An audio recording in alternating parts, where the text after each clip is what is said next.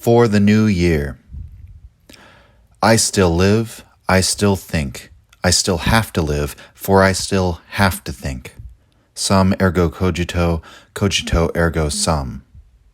Today, everybody permits himself the expression of his wish and his dearest thought. Hence, I too shall say what it is that I wish from myself today, and what was the first thought to run across my heart this year, what thought shall be for me the reason, warranty, and sweetness of my life henceforth. I want to learn to see more and more as beautiful what is necessary in things. Then I shall be one of those who makes things beautiful. Amor fati, let that be my love henceforth.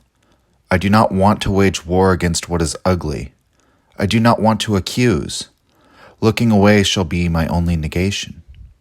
And on the whole, some day I wish to be only a yes-sayer. End quote.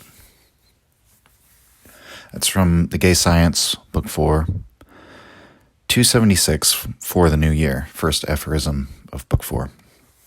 And rather apropos to this episode. So we can pinpoint the end of an era in Nietzsche's philosophy precisely at Book 4 of The Gay Science. That's where Nietzsche, he marks off a new chapter in his life. He begins the book with the aphorism we just read, as I said, and there's a theme immediately established of a sort of celebration of the month of January.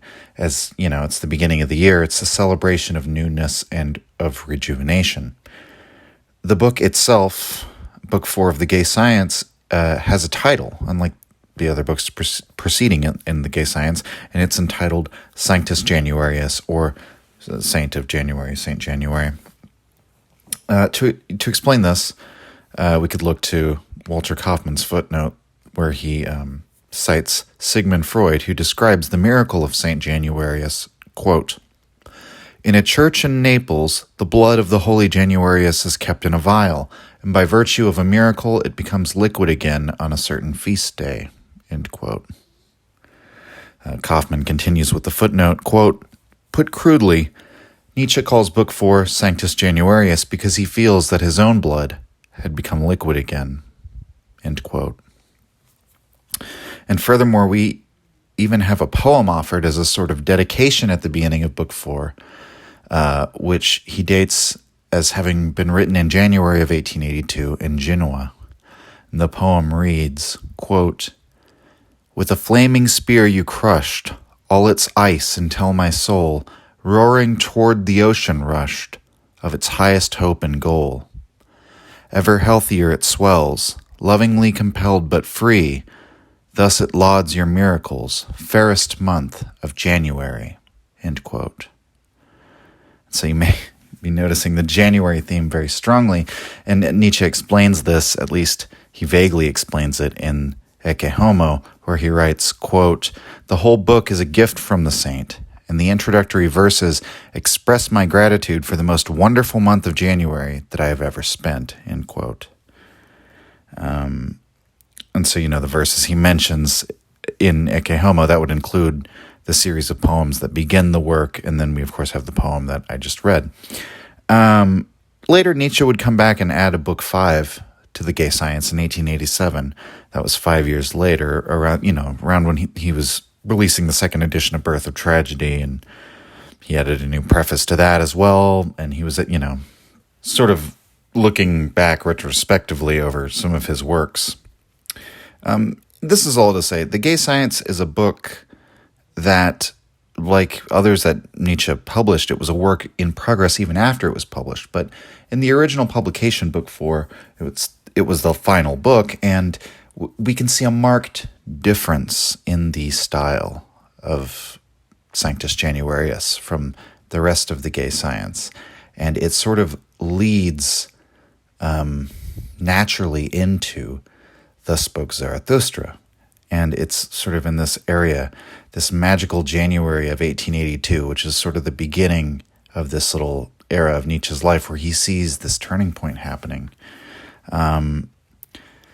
While he was writing this book, Nietzsche was experiencing complicated feelings, and he was coming to realize that he was on the cusp of embarking on this new chapter in his life. And And that was, of course, thus spoke Zarathustra. And so Book 4 of The Gay Science, it even ends with the first part of Zarathustra's prologue. This is where the character Zarathustra first appears in Nietzsche's work, in the aphorism entitled Incipit Tragedia, which is the final aphorism of Book 4. Well, pretty much word for word the same as the beginning of the book, Thus Spoke Zarathustra. And so we have the seed of the idea that was planted here that Nietzsche eventually spun out into this whole book. And, the Zarathustra project would then consume him for the next 3 years or so. And Nietzsche would always consider that his greatest work and the most important expression of his ideas. As such, Nietzsche would often consider the gay science to be the end of one era and Zarathustra to be the beginning of the next one. That assessment is shared by Lou Salome, who marked off Nietzsche's philosophy into 3 distinct periods. And this schema has usually been repeated by scholars. I personally have my issues with this way of understanding Nietzsche's career, but in at least one respect, there is a major turning point here, and it's important to understand what that turning point is. Incipit tragedia means the tragedy begins, and this is how Nietzsche describes what he calls Zarathustra's downgoing in that passage. Zarathustra, he's a prophet up on his mountain, withdrawn from the world with only his eagle and his serpent, and he resolves in that aphorism to end his solitude and come down and teach among the world of men. And so we have this strange time in Nietzsche's life where he's about to write the work that he would later call his magnum opus. He's full of joy and hope and expectation, but he's also rather lonely, and he's lost a great deal, and he, in some sense, describes his path as tragic. And in many ways, he parallels his character Zarathustra in this respect. And he's doomed to fail, to be misunderstood, and to meet with futility. And yet he embraces all of this. So before we go further, this episode, I should say, I'm sort of plotting this out as I go. I haven't made clear how I'm structuring the show. Because, I didn't really know how I was going to structure the show when I started out. This episode is the last episode of season 1. Don't worry, we're not going away. I'm still going to have content in the interim time. We'll be still publishing next week. But I started this thing in June of last year, so I'm calling it a 6-month season, 24 episodes. And, 24 episodes, that was an old school run of a television series, so it feels right to me. And we'll be back with season 2 before you know it, and I'll have content in the meantime. But through this examination of this turning point in Nietzsche's work, we'll be able to move on from the broad topic of season 1 of the podcast, which we would call Nietzsche's moral problem, or else the death of God and the revaluation. So the collapse of the spiritual world and the consequent need to establish a new morality rooted in the natural world. The topic of season 2 is going to be still related to the death of God, deeply related, but what we're going to shift gears and focusing on now is the question of finding meaning rather than finding a new morality. But first, this topic of Nietzsche's moral problem, that's taken us through Nietzsche's whole career. So it isn't as if this episode is a turning point chronologically, or this episode about the turning point. We're not, it's not as if we're proceeding from the ideas of early Nietzsche to the ideas of later Nietzsche. That's not, in fact, we finished the season, the last couple episodes of the season by reading one of the last books Nietzsche ever wrote, The Antichrist. And in fact, we started the podcast all the way back in episode 1 with a passage from Twilight of Idols, which is also one of the last books that Nietzsche wrote, same year, 1888. So by exploring these bound together threads of ideas in Nietzsche, we're not necessarily going chronologically in we're unweaving the thread, right? But that's not a chronological thing. We're not thinking about this in the sequence of ideas and arguments that Nietzsche presented in the course of his life. Instead, what I've endeavored to do, and you can tell me whether I've been successful or not, is to zoom out and give you the entire picture over the course of the season. So how you can understand for yourself, the scope of the project, the scope of the problem of the death of God, and the need for this revaluation of values. And so I'll do a recap of season 1, and I'm going to try to give you the whole picture now, the whole narrative of what we discussed. And I think I've sort of done this to some extent in the past, but now that we're on the final episode of season 1, I feel I can now portray the entire narrative that I've tried to lay out. We began in episode 1. The true world, the world beyond, has become a fable. We move to the idea of Nietzsche as the wanderer, willing to explore forbidden ideas in the search of a new set of values that's not based on the true world. And then also in episode 3, the idea of the death of God, the world historical metaphor for the true world dying and leaving a void that we need new philosophers to fill.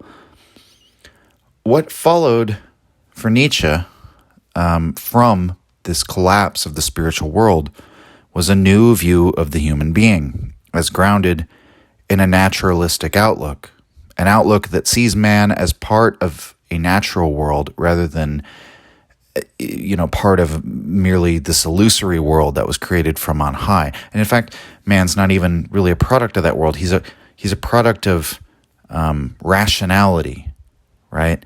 And so Nietzsche, in contradistinction to this vision of the man as the rational animal placed into the world from above, he offers a new view of mankind as the animal that values. We're still, we're creatures driven by instincts, passions, drives, and these are manifest in the conscious mind as a demand for a certain way of life. We're physiological creatures, and so the psychology is framed as a result of the physiology. Our intellect and our ideas are effects rather than causes. And that presents a serious challenge to the idea of free will, and in fact, the whole view of the self that's been fostered by Christianity, which involves first the soul superstition, and then later the secular version, which is the ego superstition. This all falls apart under this examination, leaving not a rational, sovereign individual, but an irrationally driven, instinctual, fated creature.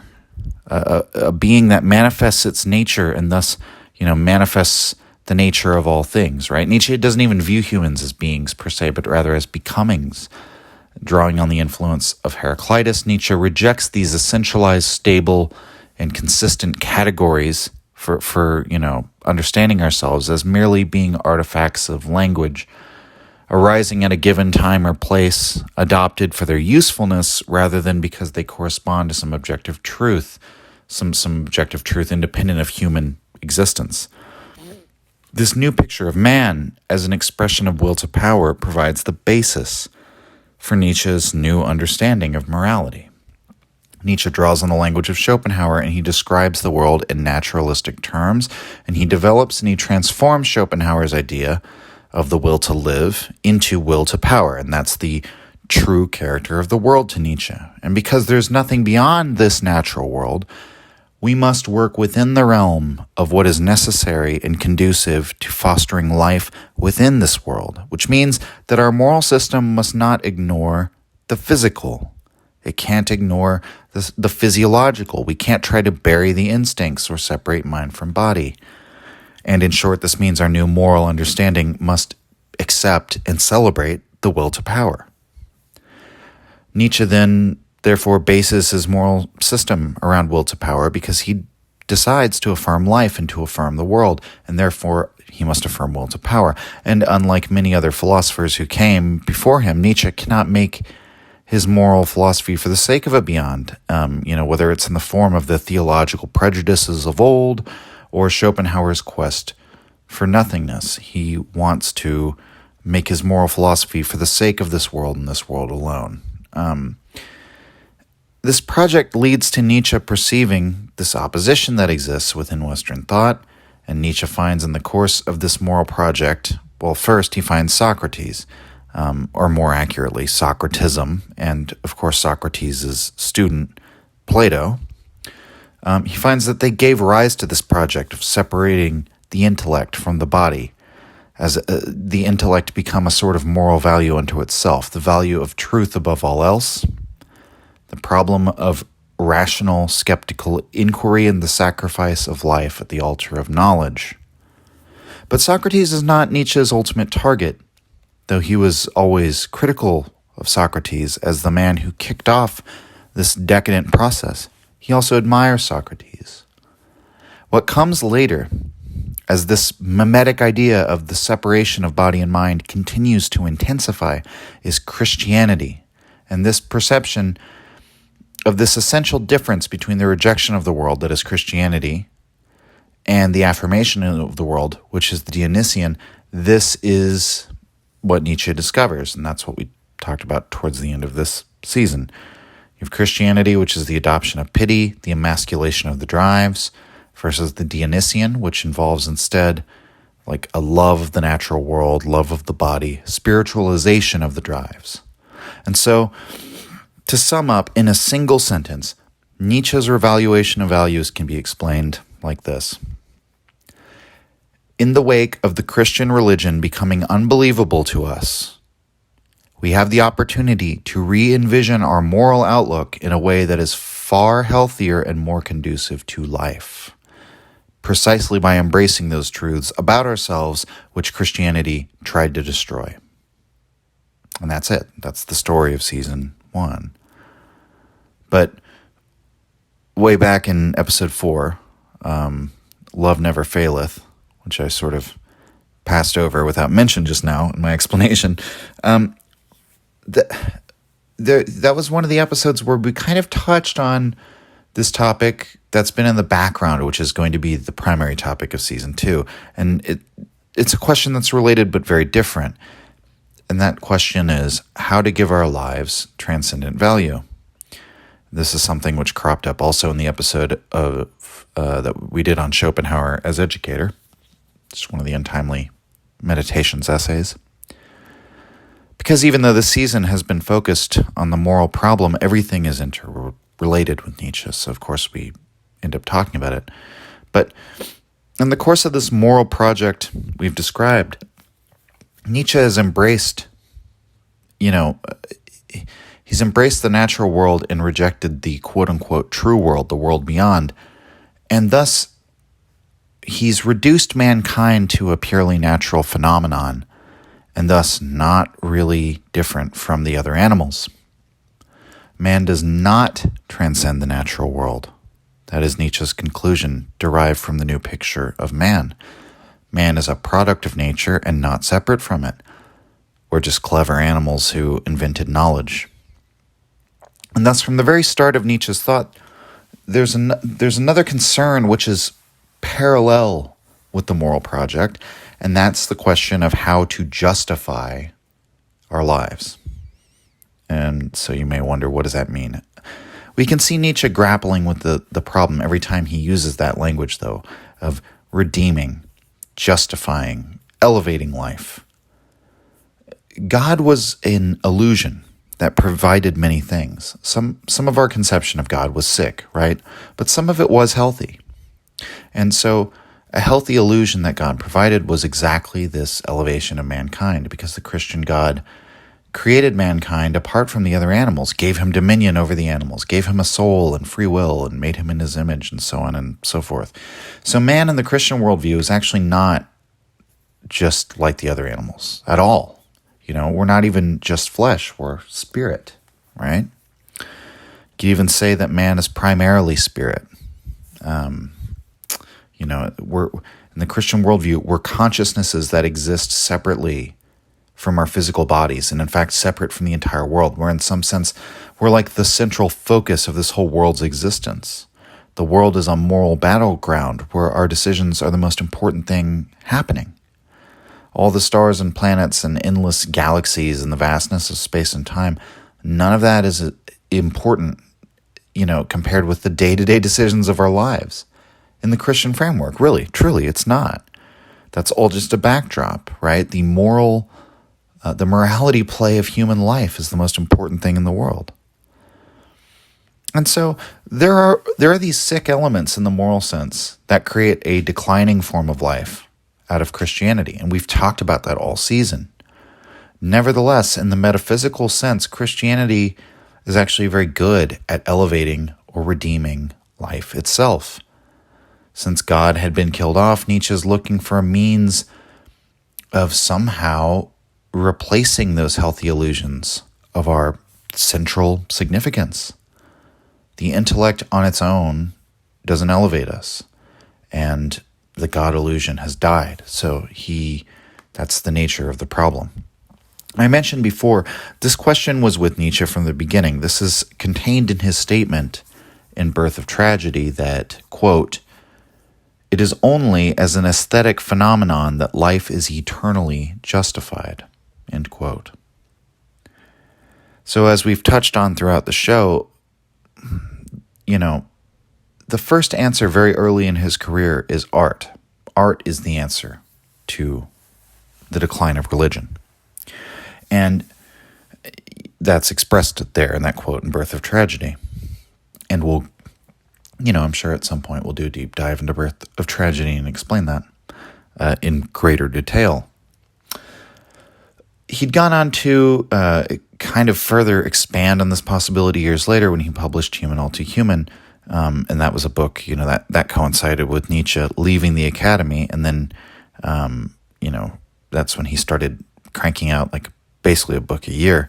But in Human All Too Human, he wrote that art could serve as this sort of intermediary step between religion and a philosophical, scientific worldview. But he continued to refine this idea by the time of the gay science, because obviously the gay science is, the idea contained in that title. The gay science is a science that is joyful, a science that's embodied, not the product of a detached intellect. Originally, so when he was writing the conception of the project of the book, The Gay Science, originally he conceived of books 1 through 4 of The Gay Science, what we have now under the names of books, the books of The Gay Science. He considered originally that those were going to be books 6 through 10 of the Dawn. But part of why he might have chosen to make The Gay Science its own project is because, this sort of shift or turning point or whatever we want to call it that Nietzsche was sort of building up to, even though he maybe didn't understand that yet, was in part facilitated by him branching out and taking in new influences. I mean, the obvious one in influencing The Gay Science was Emerson, for example. But, he was constantly reevaluating the nature of his project. And so according to Krell and Bates in the biography of Nietzsche, quote, "The Gay Science reflected Nietzsche's reading in the natural sciences during the past several years, especially in mechanics, thermodynamics, and molecular biology," end quote.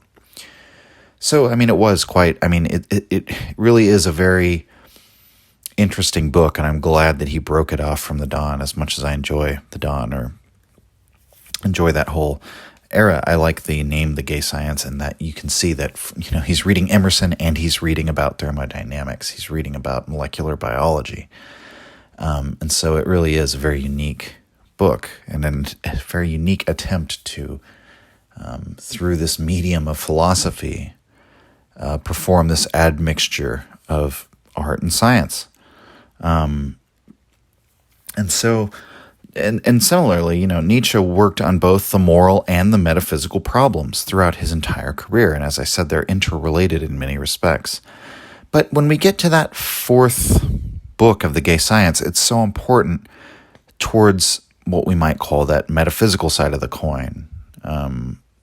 This is where we see a complete shift in Nietzsche's approach from the previous line of thought.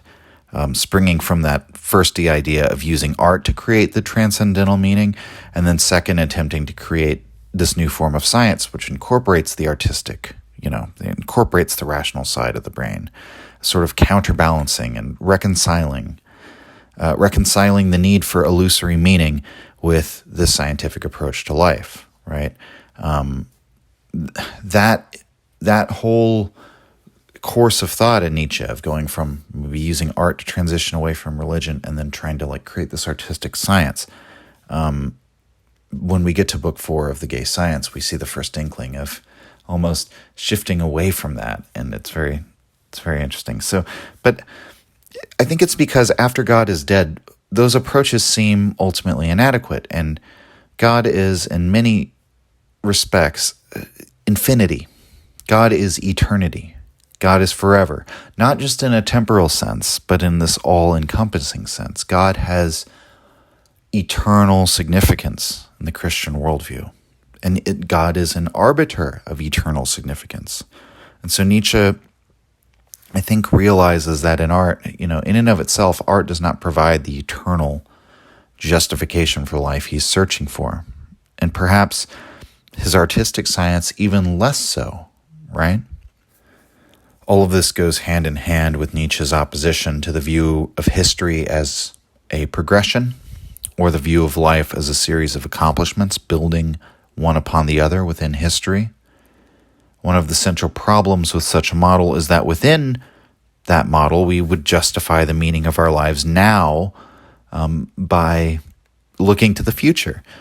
But the progression of time cannot ever, quote unquote, get us there, because for one, the aggregation of various accomplishments and increases in the intellect or in our morality or whatever, that never becomes a qualitative leap. It's just quantitative. And, so we never jump free of our naturalistic origins and achieve some sort of transcendent understanding of our value, of human value. But more importantly, however, we only exist in the present. We only exist within the span of a single lifetime. So the distant future, whether we might imagine we're bringing forth some great destiny for mankind, or whether we might maybe we imagine instead the eventual extinction of mankind, neither is actually experienced. It's rather only imagined. And so the problem Nietzsche is confronting is not so much that any one individual life ends. It's that in the grand scheme of things, in this purely naturalistic world, we can always find a reason to undercut any significance of any action. Either because, it's so small scale that it doesn't move the whole system in any meaningful way, or, you're simply a blip in time that will not affect the ultimate course of things. Everything we do is, in the final analysis, in vain from the temporal standpoint. You struggle and suffer, but to no end. And here we mean end in the sense, yes, a temporal end, but also like a teleological end. This end for mankind is what Nietzsche needs to solve his quote-unquote metaphysical problem. Just as he has to rebuild morality from the ground up, rooted in the natural world, in absentia of a divine world. So also he has to rebuild this end for human life, this purpose for human life, the meaning of life in absentia of a divine meaning. And so you may be wondering, what am I talking about when I say Nietzsche's metaphysical problem or his metaphysical project, and talking about it as the other side of the coin of his moral project. I guess I'm using shorthand here, because a simplistic way of stating it would be that Nietzsche is like perceiving that man has this metaphysical need, right? As Kant said, and as I quoted from in episode 1, Schopenhauer also believed man had this metaphysical need. So perhaps Nietzsche is simply engaging in that same metaphysical need, attempting to satisfy the same metaphysical need. And yet there's something defiantly anti-metaphysical about Nietzsche, and I've brought this up since episode 1. He refers to himself and the new philosophers coming up as, quote, godless anti-metaphysicians, end quote, at one point in the Gay Science. And then, there's, of course, his rejection of the true world to consider, which can be read as a rejection of the practice of ontology. And, of course, his views on truth suggest that man never adequately moves beyond an experience of a world that is independent from our human existence. And so, Nietzsche often ends up emphasizing the need for beliefs based on what will enhance life, rather than the need for beliefs which are objectively true. And thus, to some extent, Nietzsche is willing to dash past the usual philosophical preambles involving the establishment of a system, because he recognizes that all of this is contention anyway, and it involves a great deal of subjectivity, and thus we have this, anti-systematic approach, we'll just say. And so all of that being said, I can see the justification for calling this a metaphysical problem. It's just, you almost struggle to find the words, because it's not the same as the moral problem, because this inquiry is not about figuring out how to act. And it's not about figuring out what to value in a moral sense, in a way that influences behavior. This is more about beliefs or first principles, but even in some sense, I even hesitate to call it that. This is about our attitude towards life itself and our understanding of what life is.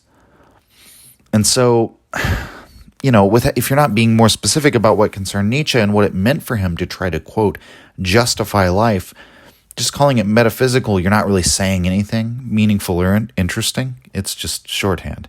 So the real question then is, let's not get bogged down in these categories. What exactly is the project to justify or redeem or to elevate life? What does that mean, to elevate life? And here, by the way, we're talking about human life in general, yes, but mainly your life in particular. And it's a life problem. It's a life question. And so, in the wake of Nietzsche, I'll just say as a quick aside, sadly, what has happened within atheistic thought is that this project to find transcendental value of mankind was basically abandoned. There's this emphasis on man within modern secular thought as, you're just another natural process, right? Dominated by natural laws, or you're insignificant. You're something immeasurably tiny in distinction to the vast cosmos. A human life is a blip within an infinite ocean of time spans, incomprehensible. And so whether or not Neil deGrasse Tyson can wax poetic about how we're all star stuff, the worldview he purveys is one in which you don't matter. So, and your individual life doesn't matter. Within the grand scope of our knowledge, processes and laws far beyond you govern your existence, and these laws are indifferent to you. You cannot change the laws of reality. Reality is not a democracy. You're merely subject to the laws of reality. And since there's no intelligence or creator or plan, we're in this situation then that the world that modern secularists describe as this world where these physical laws have rulership over your body, and thus everyone lives and suffers and dies to no greater end beyond ourselves. And even if we are imagining that we're doing something that serves a greater end beyond ourselves, like making art or having children or something like that, in the grandest timescale, this won't matter, because all roads lead to heat death in the end. So for Nietzsche, as I've said before, it's almost axiomatic that life, the value, the end of life, must lie in the individual's life itself, right? And not in anything beyond the experiences within their life, whether another world or the future or whatever. And so the necessary conclusion of all this is to redirect the end, the teleology of our lives, from being a temporal end or an imagined end to being purely contained within one's life itself, exactly as it is lived. The transcendent value of life must flow back into life itself. And so, the gay science is a sort of precipice. It's the edge of this period of Nietzsche's inquiry. He realizes that to move forward, just to utilize a metaphor, he has to leap over that chasm, right? The chasm of nihilism and meaninglessness. Make the qualitative leap himself into the elevation of mankind. And so you could argue he really doesn't do that until Zarathustra. But the line between the end of the gay science, just as the line between where the dawn begins and the gay science, or the dawn ends and gay science begins, you could argue about where the gay science ends and Zarathustra begins. Because Zarathustra is introduced at the end, and then Nietzsche shortly thereafter makes his attempt at providing the solution for this quote-unquote metaphysical problem, or whatever we want to call it, his life problem. But it's important to remember in all of this, because we're talking about nihilism and this like loss of meaning, the Gay Science is not a sorrowful book. It's the Gay Science. It's a joyful book. And Nietzsche remembers it as such in Ecce Homo, in, the section where he's giving his reflections on his past works. In Ecce Homo, he mostly only comments on the poems in the work, and he recites the poem that opens Sanctus Januarius, which I read at the beginning of the episode. In a preface he wrote to the work in the year 1886, he called the Gay Science a process of convalescence, meaning that the book, it represented Nietzsche getting well after a long illness. So I almost would just say it's almost too simple to say he was just like in a sorrowful place. It's not. It does seem that he was dealing with depression. It also seems like the Gay Science was a means of dealing with and getting over the depression. Perhaps, I don't know, perhaps that could be one way of putting it. I mean, the complexity of Nietzsche's feelings around this time, I'll read a quote. So when the book was written, and when he first started working on the Gay Science, was in 1881, and in this entry he wrote in 1881, quote, "It is as someone long dead that I gaze on things and people. They move me, terrify me, and delight me, yet I am altogether remote from them." End quote. He would also later write in Ecce Homo that it was in 1881 on a hike near Lake Silvaplana that he was struck with the idea of eternal recurrence. And we'll, of course, cover eternal recurrence in full in another episode. But Nietzsche also uses the language in that passage of feeling apart from everyone and everything else. He wrote that he had the thought of eternal return, quote, 6,000 feet above man and time, end quote. Eternal return is, of course, the idea that one's life does not end, but simply repeats. Rather than reincarnating into a new life after one's death, as in Buddhist reincarnation, Nietzsche's idea of eternal return is that the end of your life just simply results in the repetition of the same life. Every death just leads right back into one's own life, exactly as it has been lived endless times before. And so this idea of eternal recurrence is often talked about as a thought experiment, which it is, or as an aspiration for Nietzsche, which it also is, or, sometimes people call it an actual ontological position, a claim about reality itself. But aside from all that, when we consider eternal recurrence in the light of Nietzsche's own quote-unquote metaphysical need, his desire to elevate mankind beyond the animals, to find an eternal justification for life, which all seems impossible after the death of God, right? The thought then strikes him of the eternal recurrence of one's own life. That means that one's life becomes eternally significant. And so it's sort of a masterstroke. And this new mythos based on the eternal recurrence it's part of the basis of the new meaning of life that Nietzsche wishes to build. And the prophet for this new meaning of life is, of course, Zarathustra. So, after sort of that discussion of his mental state in 1881, we can move on that Nietzsche then spends January of 1882 in Genoa. That's, of course, port city in Italy, and it's this January that he marks off as the most wonderful January of his entire life. In Book 4, we have numerous references to the beauty of Genoa, such as in The Gay Science 281, where Nietzsche writes of how the mountains of Portofino slide and slope off elegantly into the bay at Genoa. We have to remember that Nietzsche often, his thoughts would sort of convalesce as he went on his daily walks.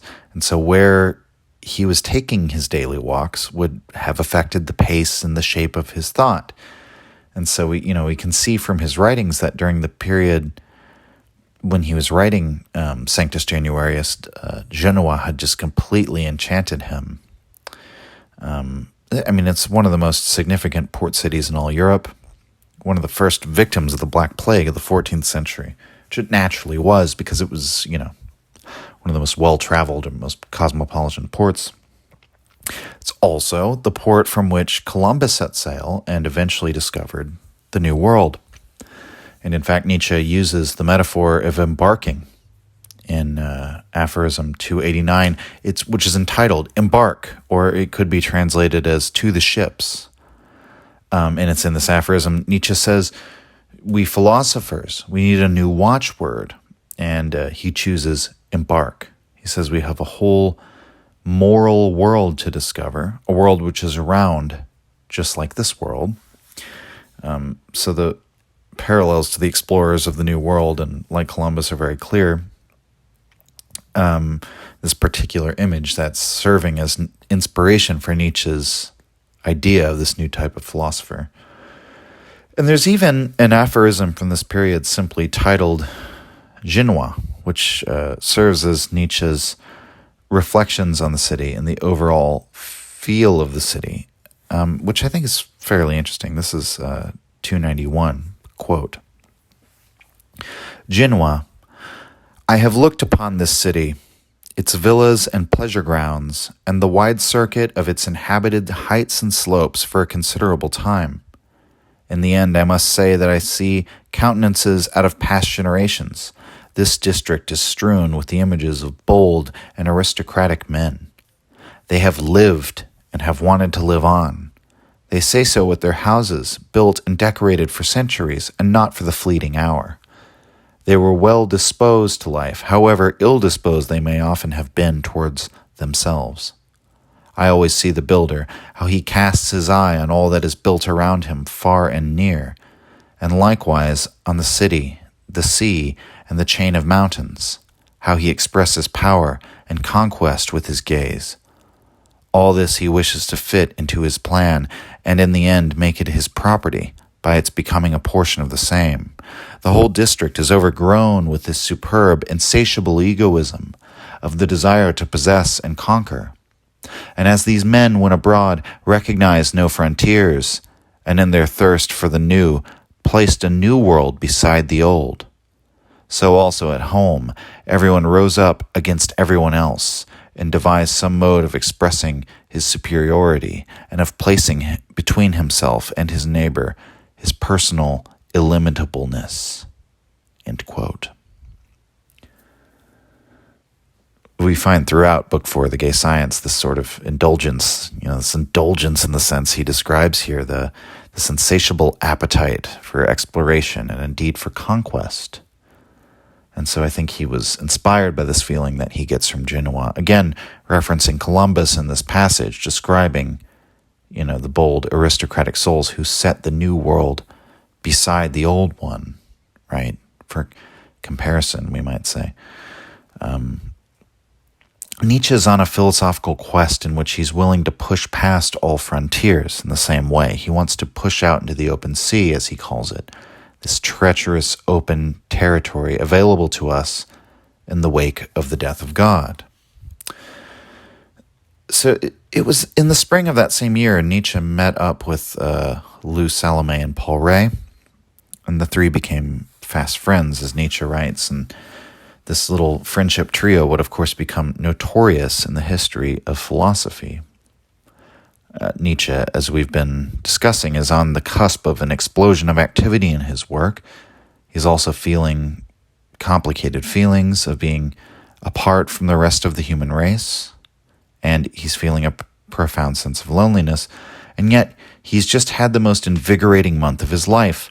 And in this maelstrom of emotions, Nietzsche begins spending a great deal of time with this world-traveling Russian woman, Lou Salome, who would go on to meet many of the great minds of her time and become personal friends with many of them. And then, of course, Paul Ray, who was another brilliant young mind, young writer and philosopher. Paul Ray and another friend, Malvida von Meysenbug, both invited Nietzsche to meet the young woman, Lou Salome, and Meysenbug wrote to Nietzsche, quote, "She strikes me as someone who has reached much the same philosophical conclusions as you," end quote. The three traveled around Italy together and made plans for the winter. and they dreamed up the idea of starting a sort of philosophical commune together. But then there is, of course, the familiar story that we've all heard, that Nietzsche became smitten, in love with Lou Salome, and tried to propose marriage to her, at least twice, maybe even 3 times. As the story goes, he had Paul Ray do it on his behalf, at least one of those times. Now, so I've recently come across a fascinating article that suggests that this chain of events probably didn't actually happen. And the reasoning is that in all the evidence we have from the actual year when Nietzsche and Salome and Ray were all together, Nietzsche and Salome write of one another in relatively platonic terms, as 2 people with an intellectual kinship. And in fact, the marriage proposals are not mentioned at all in the contemporary letters. These claims don't appear, in fact, until Salome's letters after Nietzsche's death. I'll link this article in the description because it's filled with primary sources, although the website's formatting is kind of ugly, so you might consider looking at it in the reader view. Excuse me. But anyway, I'm guilty of this too. I pride myself on cutting through a lot of the Nietzsche myths. But I've repeated this marriage proposal story on the podcast. I know I have. I think it was in the Q&A episode. It might have been in the review me and Amberly did on when Nietzsche wept. I don't really remember, but this is a story that there's little to no evidence for, and I repeated it uncritically. So no one's immune to being suckered in by popular myths, I suppose. But anyway, this article, it contains a couple citations of letters, and so there's one to Peter Gast where Nietzsche writes, quote, "The concept of a love affair did not apply in this case," end quote. That was from July 13th, 1882, about Lou Salome. There's also a draft of a letter to Malvida von Meisenburg where Nietzsche says the relationship was a fast friendship. He called Salome a truly heroic soul, and he expressed the wish, quote, "to gain a disciple in her, and if I should not live too much longer, an heir and successor," end quote. That's also on July 13th. You might remember from the episode we did way back in episode 4, Love Never Faileth, of Nietzsche's awareness to some extent of his own medical condition and the fact that any year could be his last. And so finding someone whom he has this intellectual kinship with, who might want to carry on as his heir and successor. It is very presumptuous, just not in a romantic sense. But we can see why Nietzsche might have that desire, because he thinks, and actually probably quite rightly, given what happened to him, that any year could be his last. But so the author of this post, or this article, points out that this debunking actually also happens in Walter Kaufmann's book, Nietzsche, Philosopher, Psychologist, Antichrist, which is hilarious because I love that book, and I've used it extensively among other secondary sources to do research for these episodes. And somehow I just blocked this line out of my mind, apparently, because Kaufman, as he's great at doing, sums this all up very nicely in a single paragraph. Quote, "After Ray's death, Lou spread the tale that both he and Nietzsche had proposed marriage to her, and that Nietzsche had asked Ray to transmit his proposal. Others embellished the story by adding that, unknown to Nietzsche, she was Ray's mistress even then. Binion has shown that she remained a virgin until more than 10 years later, and that Nietzsche never proposed marriage to her, although she was apparently waiting for him to do so." End quote. So what we have to conclude is that, we can admit we'll never truly know to an absolute certainty the nature of the relationship between the three, or between any 2 members of this little trifecta. The stories of a love triangle are awfully, I don't want to say convenient. They're a nice bit of relationship melodrama to throw into the Nietzsche legend, right? It's a little spice in the stew. Truly, the love triangle is a tried and true source of drama in the soap opera toolkit, and it makes the relationship between the 3 very easy to understand, right? Or it's very easy for someone to think they understand. It's a love triangle. Okay, got it, And so I think there is, people seem to have this prejudice. It's like, oh, it gets way messier with romance. But in a way, I don't know, it almost like simplifies the story, right? I think when we reconsider the incident in different terms, I think it's almost sadder. Nietzsche wanted nothing more than to have this group of philosophical friends, or even better, disciples, right? And so these are the free spirits that he'd been waiting for, that he'd been writing to in Human All Too Human and The Dawn and Gay Science. He'd written to Lou personally, expressing the aspiration to become her teacher, to become her mentor. And then there was the dream of starting their Epicurean philosophical collective. So how different might Nietzsche's life have been had he found that close circle of friends to spend his life together with and started a little commune or whatever they would have done? Alas, that wasn't to be. So Lou Salome and Paul Ray ultimately departed together and left Nietzsche.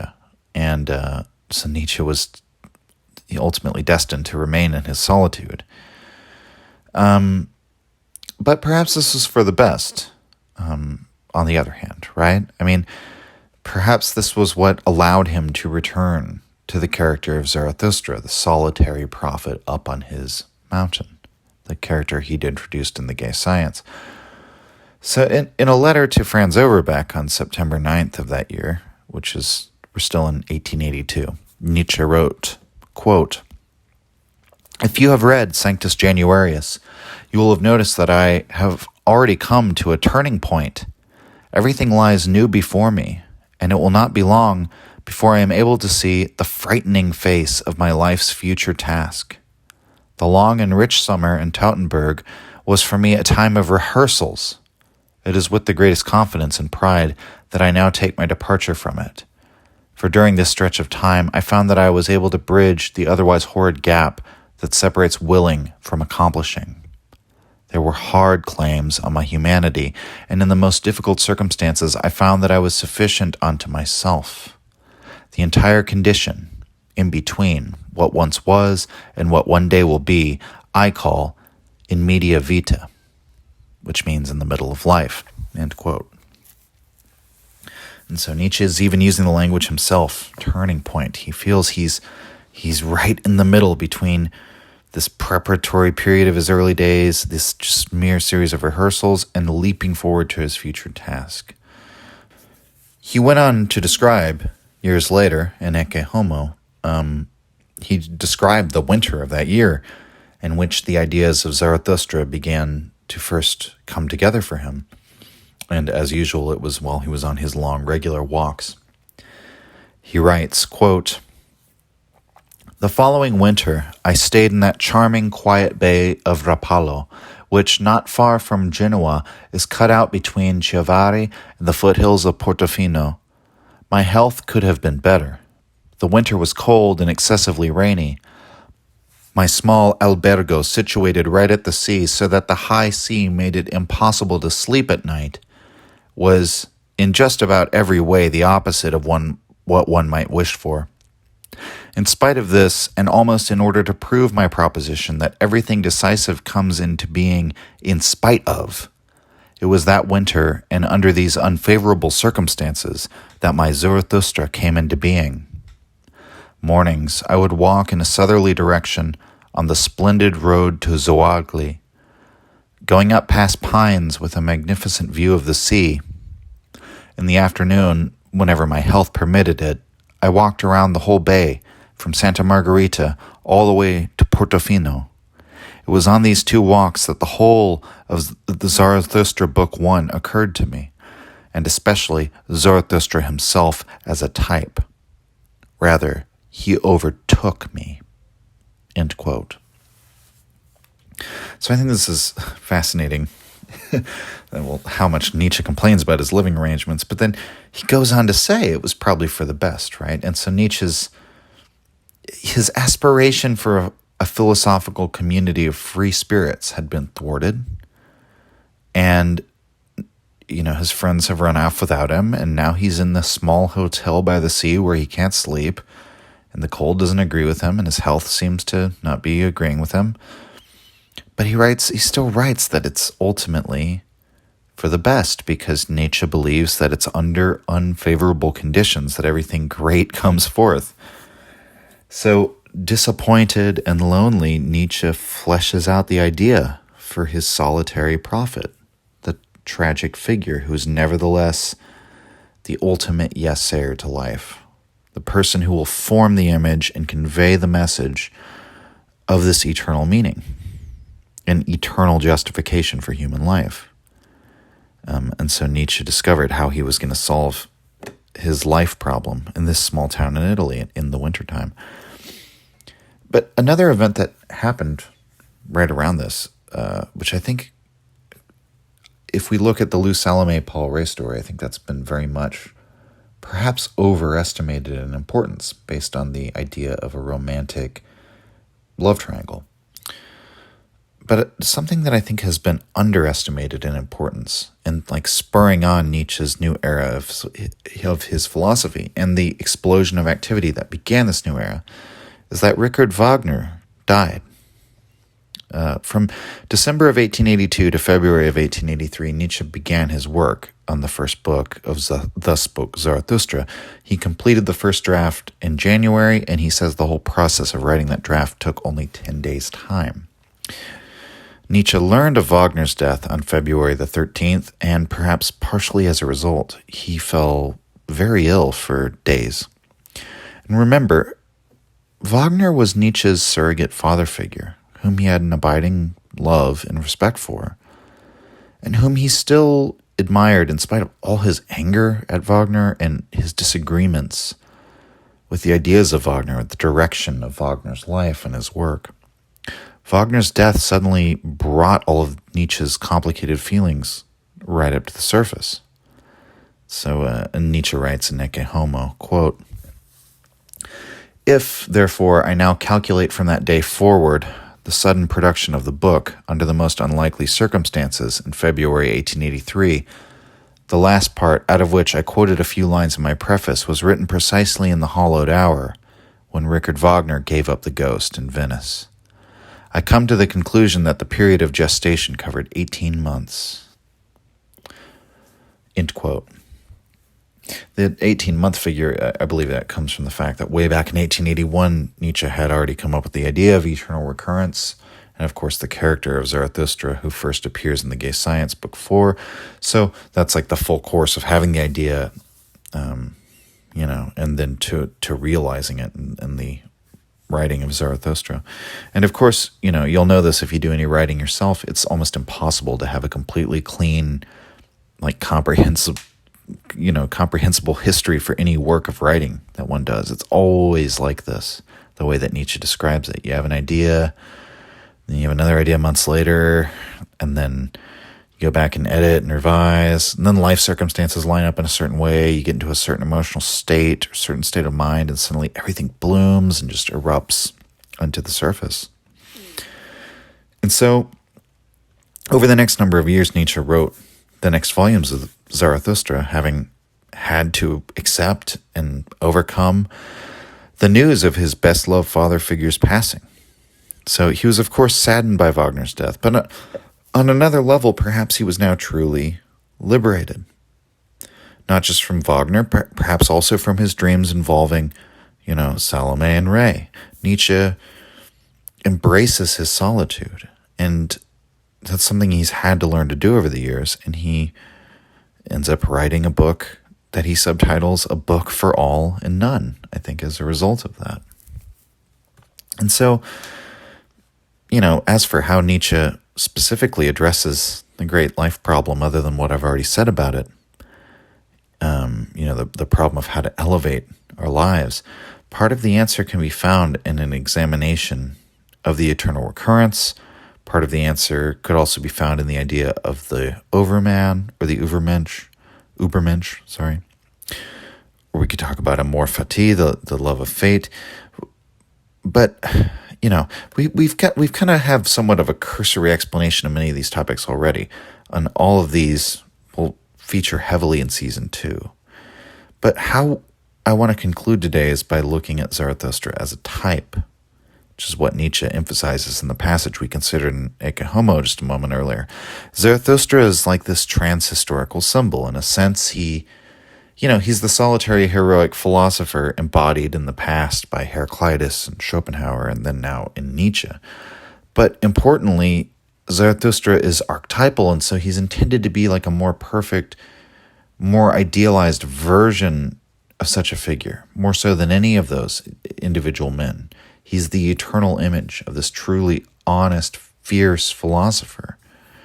And he's a figure who's peerless, right? He's a man alone. He travels, he meets many people, he has his friends and even his followers, but in the end, he returns to his mountains alone. In that first passage where he describes him, Nietzsche uses the term Untergang.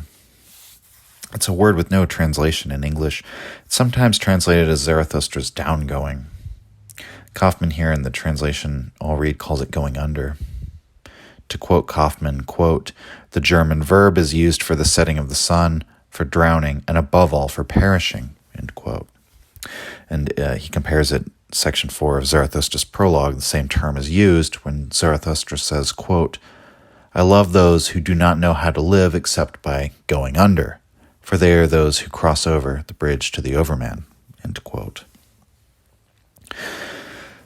Zarathustra's descent from his pristine solitude on the mountain is, in a sense, a descent in, it's the same term we would use for a descent to the underworld. Zarathustra is so high above the world of men. The world of men is like the underworld to Zarathustra. To go under for Zarathustra is to perish in some way. And this is why the passage is entitled in the Gay Science, "The Tragedy Begins." Again, as we mentioned, incipit tragedia. The meaning here that Zarathustra's wisdom is fated always to perish. And yet, in tone, the passage incipit tragedia, it's like the rest of Sanctus Januarius, it's not morose in its tone, not at all. It's really, it captures the spirit of tragedy as Nietzsche saw it, and the reason why Nietzsche was enamored with the tragic view of the world. There's a paradoxical element to the love of life, because life is tragic. So this eternal tragedy of life is what Nietzsche wants to elevate, and do this by eternalizing it, by immortalizing it.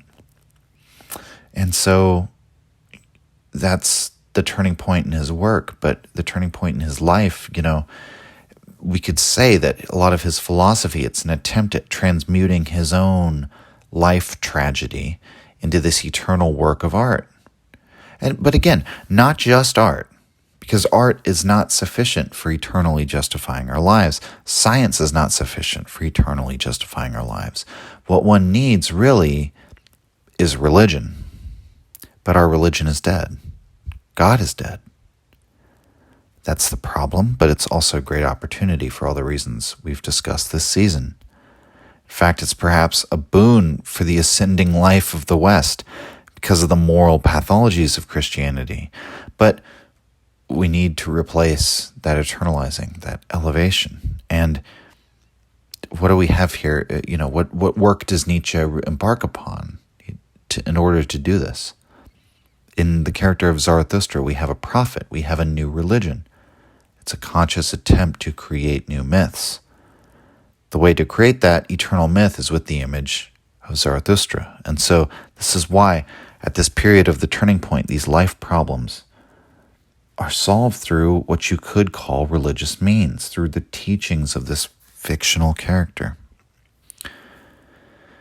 And so now we're going to conclude the episode and conclude the season with the final aphorism of Book 4 of the Gay Science, which is also the same as the beginning of Zarathustra's prologue, the beginning of Nietzsche's project in elevating man. Incipit tragedia. Quote, "When Zarathustra was 30 years old, he left his home in Lake Urmi and went into the mountains. There he enjoyed his spirit and his solitude, and for 10 years did not tire of that. But at last his heart changed, and one morning he rose with the dawn, stepped before the sun, and spoke to it thus. You great star! What would your happiness be if you did not have those for whom you shine? For 10 years you have climbed up to my cave. You would have become weary of your light and of the journey had it not been for me and my eagle and my serpent.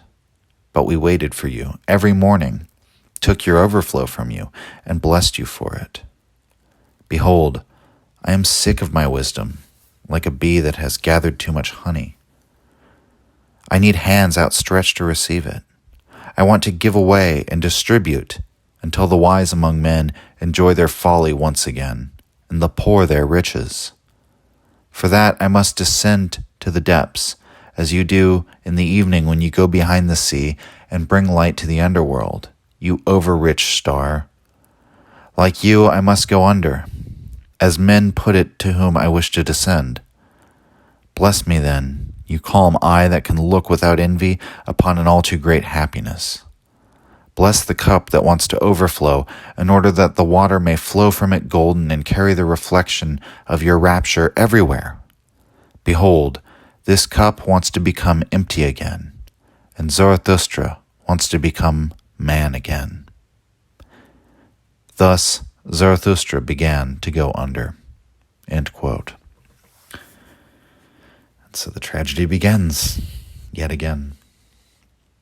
Folks, it's been a wonderful season. I have a lot of exciting stuff coming up. I have an interview with an antinatalist. I'm taping, the day this releases. I have an Untimely Reflections I've kept up my sleeve for a good number of weeks now, getting ready to release. There's a couple other special episodes we'll do before picking up with Season 2 in a month or so. I'm really excited about everything we're going to cover. I can't believe how many listeners there actually are for the show. I'm very excited to see where we'll be at the end of next season, which will be in June or so. But to all the listeners, I just want to say thank you. We're going to keep growing from here. So, alrighty, signing off.